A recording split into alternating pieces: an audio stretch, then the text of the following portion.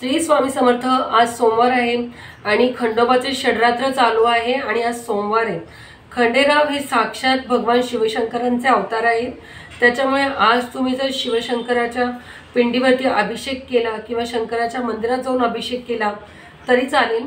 तसेच आज आपल्या घरी जर खंडोबाचा टाक बसवलेला असेल तर ह्या टाकाला आज आपण खोबरे अर्पण करू शकता। कारण जसं मी तुम्हाला सांगितलं, मल्हारी सप्तशती वाचलेलं खूप चांगलं असतं खंडेरायाच्या षडरात्रामध्ये, जेणेकरून आपल्या नोकरी विवाहाची समस्या सुटतात, व्यसनमुक्ती होते।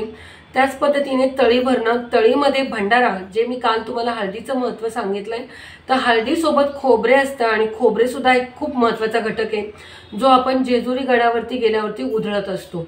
आणि म्हणून ज्या वेळेला खंडेरायाचा उत्सव असतो, म्हणजे चंपाषष्ठी ज्या दिवशी आहे त्या दिवशी खंडेरायांचा मानसन्मान करताना त्या भंडाऱ्यामध्ये खोबरे उधळलं जातं।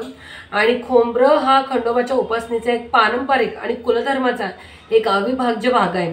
म्हणून तुम्ही आज खोबऱ्याची वाटी सुद्धा देवाला अर्पण करू शकता। त्याच्यामध्ये भंडारा किंवा हळद भरून ती खोबरे वाटी तुम्ही अर्पण करू शकता, जेणेकरून तुम्ही ज्या गोष्टीसाठी संकल्प केलेला आहे गट बसवताना तो संकल्प, ती मनोकामना पूर्ण होण्यासाठी तुम्हाला मदत मिळेल।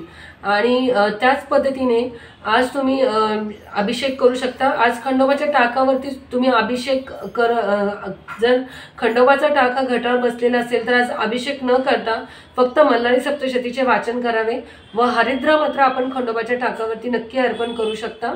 तरी आज आपण जो खंडोबाच्या पूजेचा आणि नैवेद्याचा महत्त्वाचा भाग आहे खोबरं, ते नक्की आपण आवर्जून अर्पण करावं। आणि आपल्याला जर या मल्हारी सप्तशतीच्या वाचनाने, खंडोबाच्या सेवेने, कुळाचाराच्या सेवेने काही अनुभव येत असतील तर आम्हाला नक्की सांगा, कारण आपले अनुभव दुसऱ्यांसाठी ऊर्जा असतात। श्री स्वामी समर्थ।